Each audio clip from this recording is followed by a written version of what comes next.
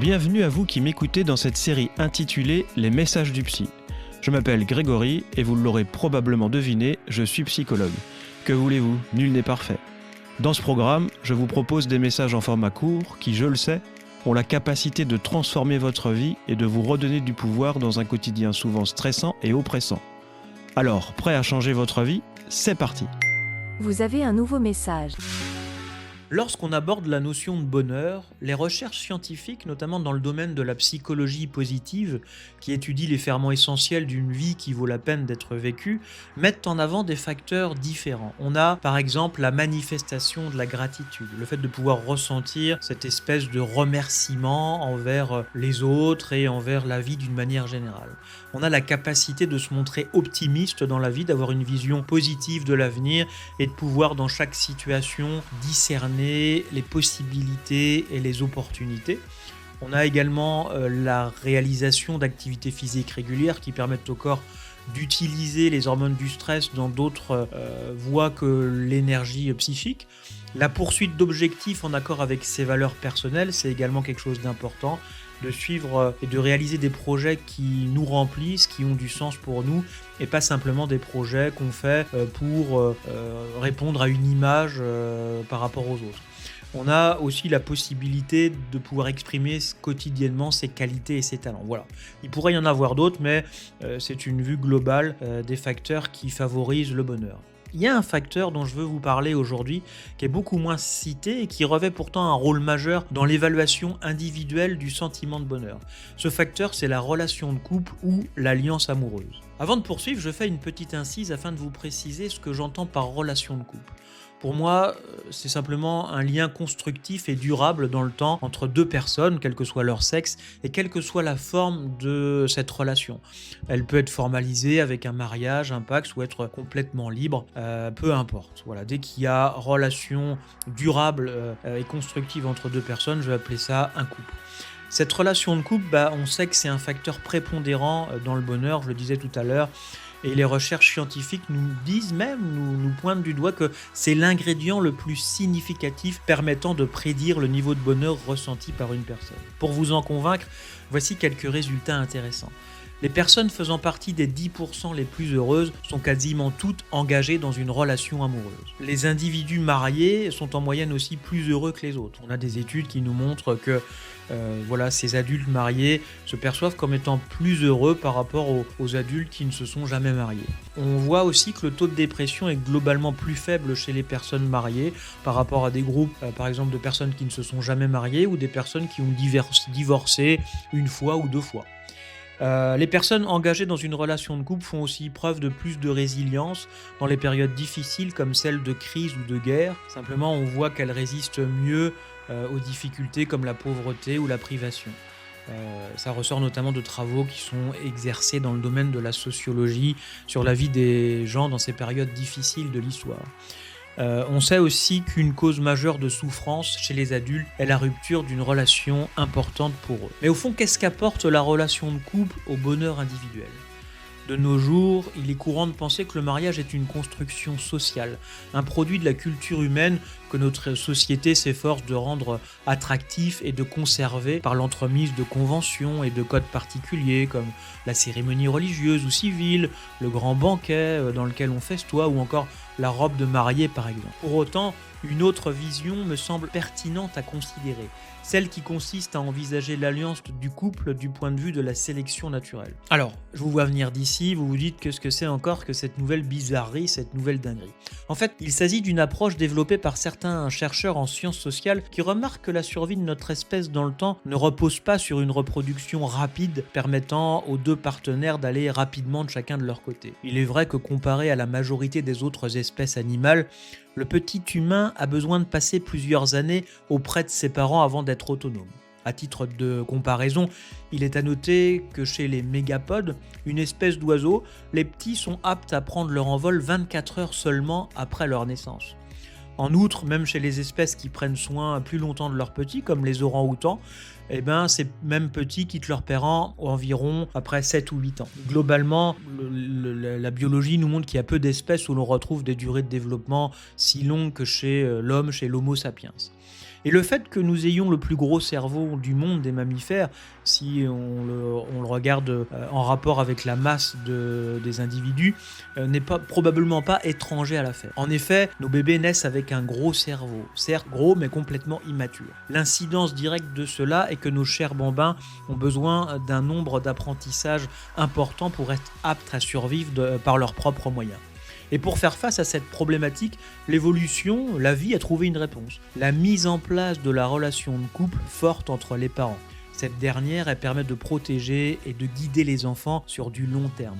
Par conséquent, parmi nos ancêtres, ceux qui avaient tendance à s'impliquer profondément dans leur lien de couple avaient mathématiquement plus de chances d'avoir des enfants viables et donc de transmettre leur patrimoine génétique. Dans cette optique, l'alliance amoureuse n'est donc plus une invention de la culture, mais finalement une nécessité liée à la survie et à la sélection. Et on sait aussi, pour des études qui ont été réalisées là-dessus, et pour enfoncer un peu le clou, que les enfants de couples qui restent ensemble vont globalement mieux, et ce, quel que soit le critère adopté, que ce soit le taux de redoublement, les problèmes émotionnels et relationnels, les niveaux de dépression par rapport aux enfants d'autres configurations parentales. Évidemment, en vous disant tout ça, bien de moi l'idée de dire que le couple garantit le bonheur.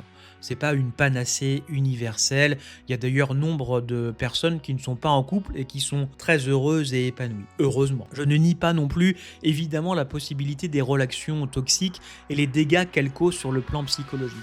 Ainsi, si votre partenaire vous dévalorise, s'il vous dénigre, s'il exerce sur vous un contrôle et une domination, s'il fait montre d'une jalousie excessive, s'il vous ment et cherche à vous manipuler constamment, et s'il est violent physiquement, il est indispensable de vous faire aider et d'envisager le plus rapidement possible une séparation. Mon objectif finalement, à travers ce que je viens de vous dire et les résultats scientifiques que je voulais mettre en avant, c'est simplement de vous montrer que le couple, quand il est viable et sain, vaut la peine de s'y investir. Bien sûr, ce n'est pas une entreprise simple et paisible, c'est même régulièrement l'inverse. Ceux qui vivent cette expérience le savent bien.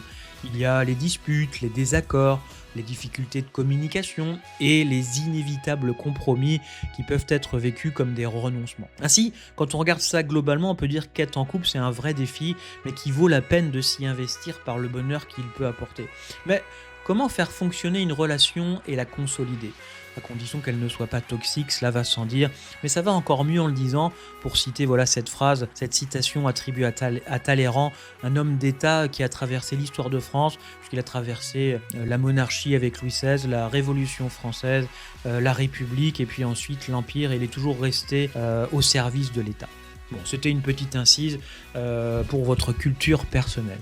Je reviens au couple pour vous citer un professeur d'université qui s'appelle John Gottman. C'est un psychologue américain donc de Washington, de l'université de Washington, qui est un des plus grands experts mondiaux reconnus en matière de relations de couple. Il a passé la majorité de sa carrière à étudier les couples dans un laboratoire qu'il a d'ailleurs appelé le Love Lab, avec une démarche très scientifique, très précise et rigoureuse, et il a mis en lumière les facteurs qui influencent le fonctionnement du couple. Avec son équipe, il a mis en exergue deux grands domaines. Le premier, c'est tous les facteurs qui vont nuire au couple, et le second, à l'inverse, ce qui va permettre au couple de fonctionner et de grandir. Je vais commencer par aborder ce qui nuit pour John Gottman aux relations de couple. Il a appelé ça les 4 cavaliers de l'apocalypse.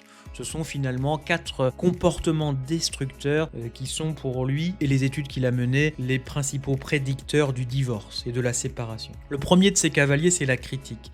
C'est quand l'un des partenaires ou les deux attaquent la personnalité ou le caractère de l'autre plutôt que de se concentrer sur un comportement spécifique. Vous savez, quand vous généralisez à partir d'une situation en disant que votre conjoint ou conjointe a un caractère qui n'est pas adapté, alors que ce qui était problématique, c'était un comportement dans une situation.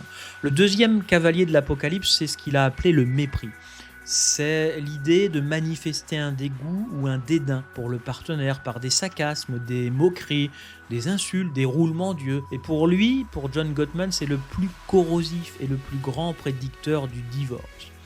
Le troisième cavalier de l'apocalypse, il l'a appelé la défensive.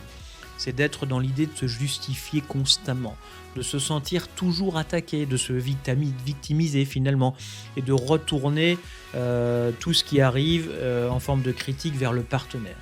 Et le quatrième cavalier de l'Apocalypse, c'est ce qu'il a appelé l'obstruction ou encore le mutisme.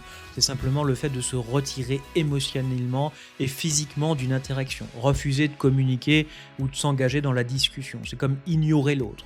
Vous savez, dans ces couples qui se font la tête après des discussions, après des échanges qui peuvent être un peu houleux.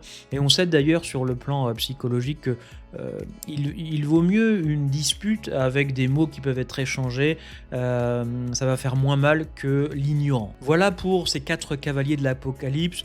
Je vous laisse vous faire une petite analyse de voir si vous êtes en couple, si vous fonctionnez avec l'un des leurs ou plusieurs.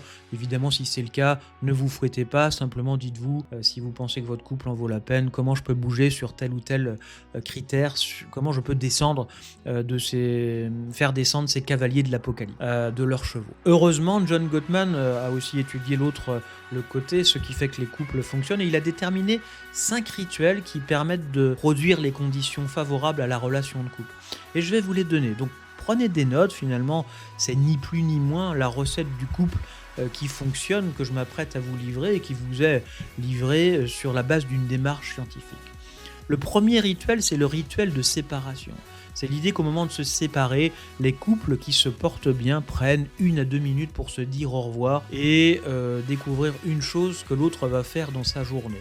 C'est d'une banalité excessive dit comme ça, mais c'est très important de pouvoir prendre ces petits temps.